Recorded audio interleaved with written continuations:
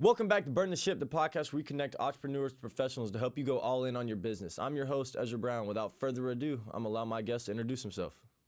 Hi, my name's Rob Miller. Run a IT consulting business out of Los Angeles. Been doing it for about 10 years now.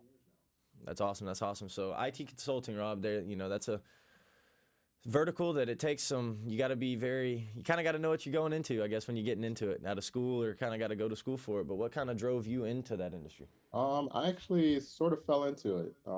I went to school not for IT. I started off in computer science, but in California, I also took a little detour into entertainment for a bit, trying to Nothing write. wrong with that.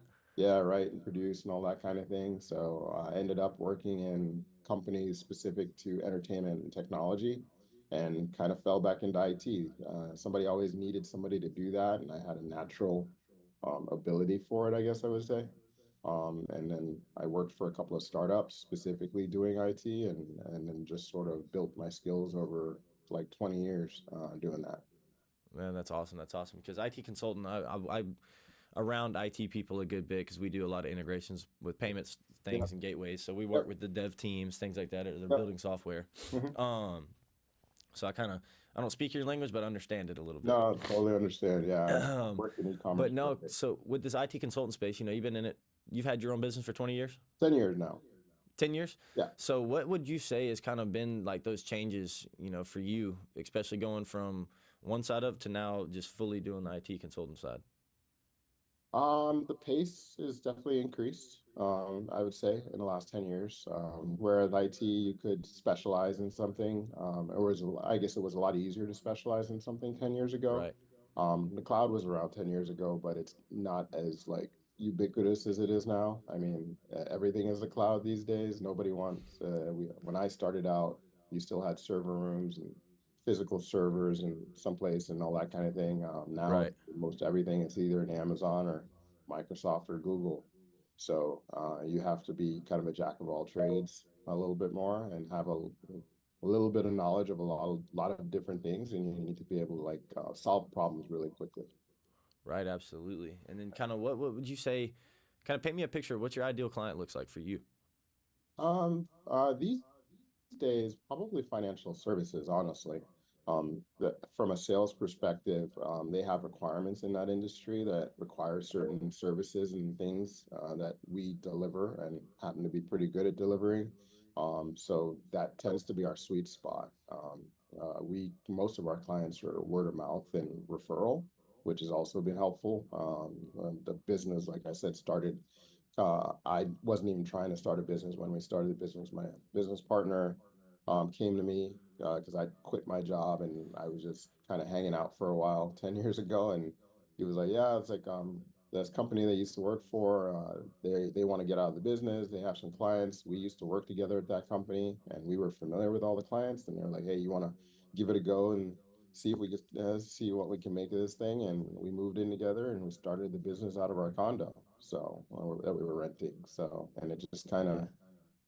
of it started off with two people just in like in our den and sort of grew into what it is today. So, Man, that's awesome. Everybody's got a story. yeah, Amazon started in somebody's garage. It's how yeah, it goes, though.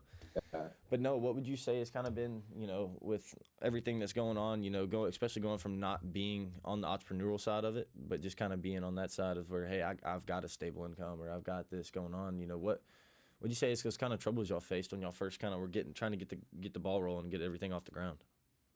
What troubled us back then, or what troubles us now, I guess. Both. I mean, both. I Okay. really hear both sides of it. I mean, back then it was just like keeping the customers happy and making sure you didn't get breached. I mean, IT is a very stressful job. That's why I wouldn't recommend it for a lot of people because especially when you own an IT consulting business, because part of it is customer service. Because it's like you got to take care of the clients Oh and yeah. make sure they're getting what they need. And then on top of it, if you have employees, you got to take care of the employees and make sure they're delivering the service that you want your clients to have. And then there's the other aspects that you don't prepare for, like, oh, well, now I have what do you call it there? I have payroll I need to meet every 2 weeks. So I need to make sure the clients are paying me. It's like there's all these other things they don't kind of you don't get like a primer or instruction manual on like, oh, Right. these are all. and all the taxes I need to worry about.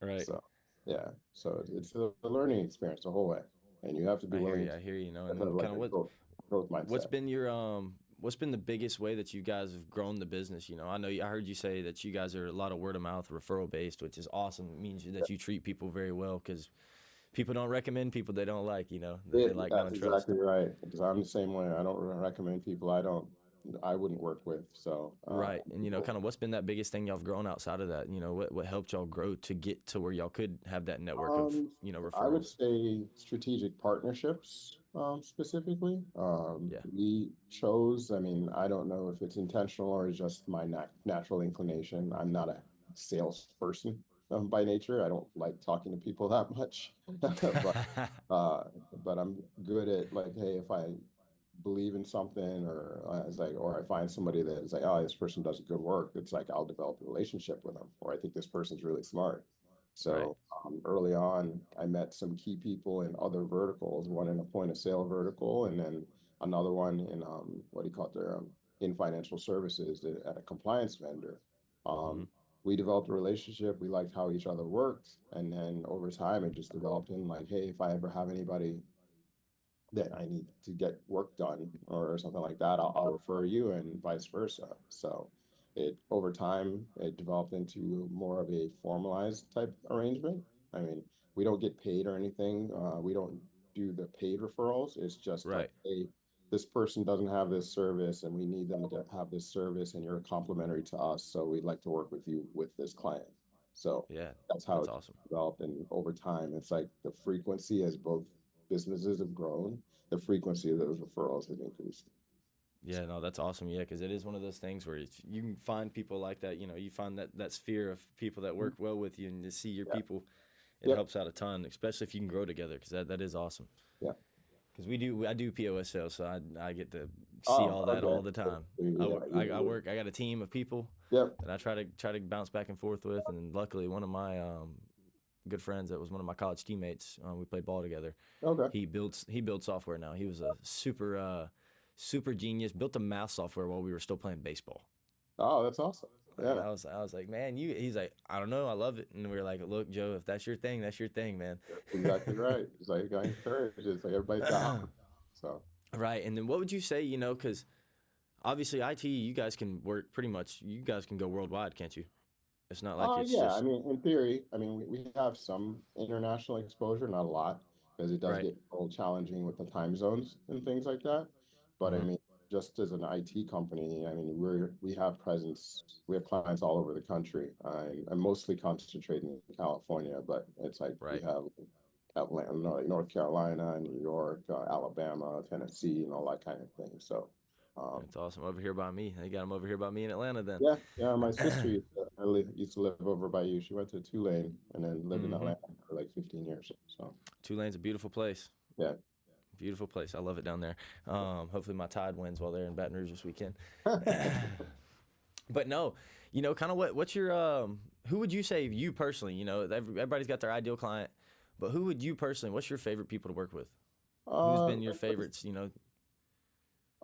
Yeah, I mean, usually financial services, 20 to 40 users. What do you call it? Like I said, it's like it's just an easy relationship because it's like we can provide what they need, and they don't usually question it because a lot of Right. the stuff that we provide is mandated by their industry. So it's just at that point, it's just a matter of service delivery.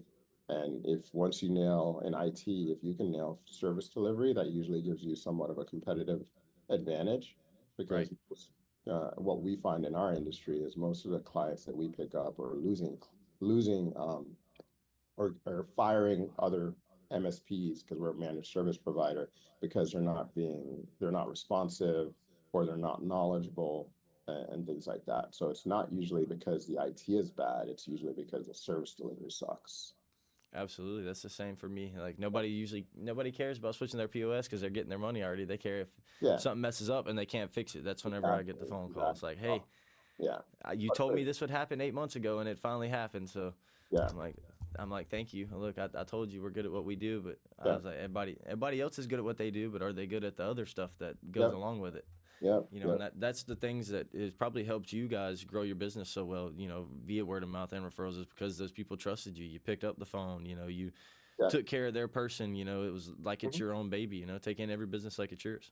That's exactly right. And I don't know why most or some businesses don't figure that out, but I know it's definitely an issue as you get bigger. It's hard to give that personalized attention once you get Right. past a certain number of employees, but it's like you just got to keep focus on it and just keep like reinforcing it in your staff that, hey, this is a culture we've built and this is how we got here, and we can't afford to lose sight of it, because once you lose sight of it, then you know, business is at risk.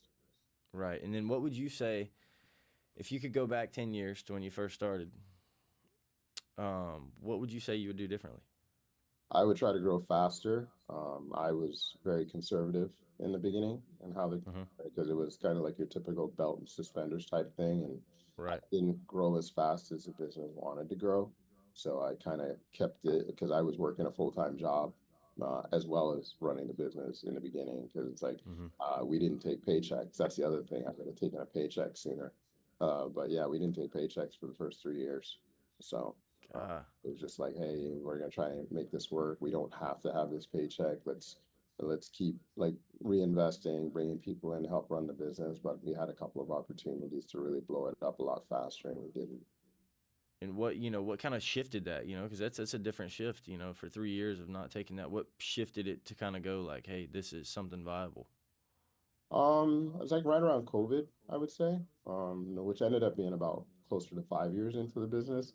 Um, Right. it was like where everybody started work from home and all that kind of thing, and I was like, yeah, I didn't know what was going to happen with the business, and uh, what was weird, we picked up a couple big clients, our first big financial services client going into COVID, and we had started to have to do things that other company that we didn't expect we'd ever have to do. It's like, hey, we all our companies need to start working remote, so we had to hire a couple of people going into COVID. And it's like, on one hand, it's great. It's like you have business, but on the second, you can't predict how that business is going to go based on where COVID was going.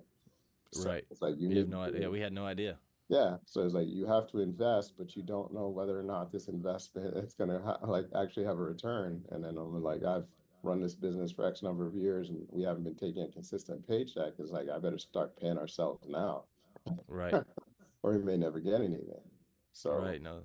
we it just shifted our mindset, I would say, a little bit, and then that's when we actually formed the relationship with the partner in the financial services industry that started to funnel clients to us, and then we actually found out we have a certain amount of expertise in helping companies build a remote or hybrid type situation. We were unique. I guess I wouldn't say uniquely suited, but I saw an opportunity.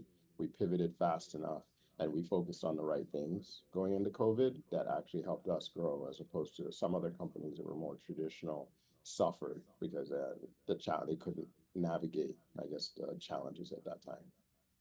Right. No, absolutely. And I got two things for you. It's going to be one is going to be, what would you do, Rob, if you had all the time in the world, whatever, you're a multi-millionaire conglomerate company? What is your go-to for your downtime? I like music, honestly. I'd What kind of probably music? I listen to everything. I'd Okay. probably be it's like I have like a couple bass guitars over there, and then I have a DJ set up over in that corner. Uh, That's awesome. That's yeah, awesome. yeah, they're just gathering dust though. I Don't can't play on remember. much anymore? I know I can't remember the last time I even went over in that corner, You honestly. know what? Do me a favor. Do it today. It'll make you smile a little bit. It would. It's embarrassing because it's like I was like I have all this stuff. I'm like, man, it'd be nice to just like plug out for a day. But Well, I you literally, might as well go enjoy yourself. Let your hair down for a minute. yeah, it'd be nice, like I said, but it's like I don't, I mean, you run your own business as well. My days, I average 12 to 13 hours a day, and I'm still working Okay, yeah. 6 days a week on Yeah. average. Yeah, So, because y'all, I mean, your industry could be kind of where it's you guys are kind of on call at all time for clients, yeah, huh? It's if 24/7, something breaks, you got to be able to 365. fix it on the back end. Yep, yep. Yeah. Gosh You- almighty, yeah, that's I yeah, mean that's a point of lot, but sale. Yeah, it's point of awesome, man. sale It sounds goes like you down for guys you have guys. Yeah, I'm sure r- you have to like, hey, it goes down on 6 o'clock on a Friday. Like, yeah. you better get somebody out there to fix that. So, Yep, we try as hard as we can. You know, this is what we tell them. Is like, look, Saturday, Sunday, if I can take it, I can take it. If I can't, We do have a 1-800 number you can call, but we try to not have that because we're one of the only merchant service companies, point of sale system companies. We have an in-house customer service team, like where it's real people like me and you, Rob, where it's taking a call. Like you're not calling a 1-800 number, you're calling a 678 number if you're here in Atlanta. Right. And somebody's gonna come fix it from the office. If it's our owner will even get out and go do it if he had to, you know what I mean? Which 90% ain't got to go, but that's just a way we built the business out here is just customer service relationship wise. Yeah, same. I mean, it's like I'm not on call anymore, but it's like we do our whole business has been remote since the beginning. So we're all on teams. We all have like pager duty set up. So it's like everybody's accessible and we have an on-call rotation. So one That's what I was person about to say. Do you guys got a call rotation? Yeah, yeah, 7 days a week. You know, it's like 24/7 outside of business hours. If something happens, they get pinged, and then if that person doesn't pick up, we go up the line. So And when you guys go to hire, what do you guys look for to hire? it's aptitude and drive, really. I mean, it's like I used to look for, I never was a person to look for like certifications or degrees. Right. More about like, hey, is this person curious? It's like, are they a go-getter or a hustler? This, that, and the other. I mean, to give you a good example, like the person that's my number two now, I bought my business partner out at the beginning of the year, but my number two now is, he's been with we hired him 6 months in, and he was 22 years old. So, and since he's been here, he's got a master's degree now, and he's now my VP of Ops. That's So, awesome. yeah, he's like he's a beast. It's like he's just constantly learning new stuff, and if you saw what he was when he started to where he is today, and then on top of it, then another employee I have has been here about 4 years. We hired him at 19. He's brought 3 friends in who are working with him at the company, and they all didn't know any IT when they started. They came from AV, you know, and some of them came from like just high school, and it's like they've been trained all the way up. That's awesome. Yeah, because you didn't have to break the bad habits they learned of whatever they were doing in college. Exactly. So it's like we got that, and then on the other side, it's like we have some guys who are a little bit older. Like we have a couple of people that are like former military. We have a couple of people who, like my VP of Ops brought in one of his friends. He trained him up. So it's like we have a good balance between like older and more experienced and younger, just wanting to learn new stuff. So we just built a good culture around it. No, that's awesome. That's awesome. And then Rob, tell the people where to find you guys. Well, we're based in Glendale, California. And like I said, we do IT all over the country. Our best type of client is somebody who's like either hybrid or fully remote. We still do some clients that have on-prem type situations, but it's not common, and not as common as it used to be. I got you, man. And then that's it for me. And then the last thing I got is leave them with the last word. Just just stay vigilant, I guess. That's what I like to tell everybody because it's like be careful out there on the internet.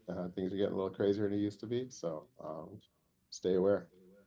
Awesome. Thank you, Rob. Burn the ship. All right. Thank you.